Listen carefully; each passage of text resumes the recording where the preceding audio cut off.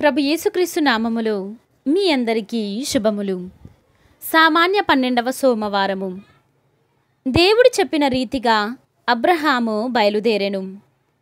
మొదటి పట్టణము ఆదికాండము 12వ అధ్యాయము 1వ వచనము నుండి 9వ వచనం వరకు. దేవుడు అబ్రాముతో ఇట్లు చెప్పెను: నీ దేశమును, నీ చుట్టుపక్కలను, నీ పుట్టినింటిని వదలి నేను చూపు దేశమునకు వెళ్ళుము. నేను నిన్ను ఒక మహాజాతిగా తీర్చిదిద్దెదను. నిన్ను ఆశీర్వదింతును. నీ పేరు మహా గొప్పదగును. నీవు అందరికీ ఒక దీవెనగా ఉందువు. నిన్ను దీవించు వారిని దీవింతును, నిన్ను శపించు వారిని శపింతును. నీ యందు సకల జాతి జనులు ఆశీర్వదింపబడుదురు. దేవుడు చెప్పిన రీతిగానే అబ్రాము బయలుదేరెను. లోతు అతని వెంట వెళ్ళెను. హారానును వదిలినప్పుడు అబ్రాము వయసు 75 ఏండ్లు. భార్య సారాయితో, సోదరుని కుమారుడు లోతుతో, గటించిన ఆస్తిపాస్తులతో, హారానులో చేర్చుకొనిన సేవకులతో అబ్రాము కానానునకు ప్రయాణమై వెళ్ళెను.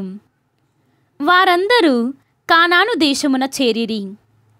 అబ్రాము ప్రయాణము చేయుచు షెకెము అను స్థలమునకు చేరి మోరే వద్దనున్న సింధూర వృక్షమొకడకు వచ్చెను.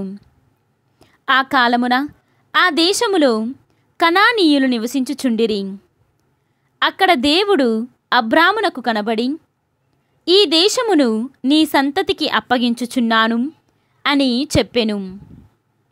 అబ్రాము తనకు కనబడిన దేవునకు అక్కడ బలిపీఠమును నిర్మించెను.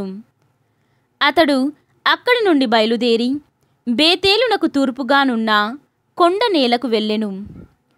పడమట ఉన్న బేతేలునకు తూర్పున ఉన్న హాయికి నడుమ గుడారములు ఎత్తెను. అక్కడ బలిపీఠమును నిర్మించి దేవుని ఆరాధించెను. తర్వాత అక్కడక్కడ విడుదలు చేయుచు అబ్రాము నెడేబునకు బయలుదేరెను. ఇది ప్రభువు వాక్కు. సర్వేశ్వరునికి వందనములు. ఈనాటి సువిశేషము పునీత మత్తయ్య గారు వ్రాసిన సువిశేషము 7వ అధ్యాయము 1వ వచనము నుండి 5వ వచనము వరకు. పరులను గూర్చి మీరు తీర్పు చెప్పకుడు, అప్పుడు మిమ్ము గూర్చి అట్లే తీర్పు చేయబడదు.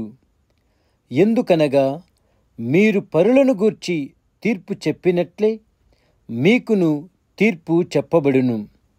మీరు ఏ కొలతతో కొలిచెదరు ఆ కొలతతోనే మీకు కొలవబడును. నీ కంటిలోని దూలమును గమనింపక నీ సహోదరుని కంటిలోని నలుసును వ్రేలెత్తి చూపెదవేలా?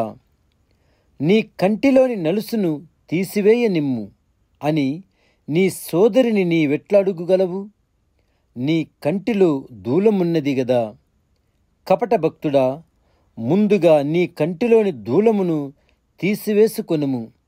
అప్పుడు నీ సోదరుని కంటిలోని నలుసును తీసివేయుటకు నీ చూపు స్పష్టముగా నుండును. పవిత్రమైన దానిని కుక్కల పాలు చేయవలదు. వెలగల ముత్యములను పందులకు పారవేయవలదు. అవి కాళ్లతో త్రొక్కి నీపైబడి నిన్ను చీల్చివేయును. అడుగుడు మీకొసగబడును, వెదకుడు మీకు దొరుకును, తట్టుడు మీకు తెరవబడును. ఇది క్రీస్తు సువిశేషము. క్రీస్తువా మీకు స్తుతి కలుగునుగాక.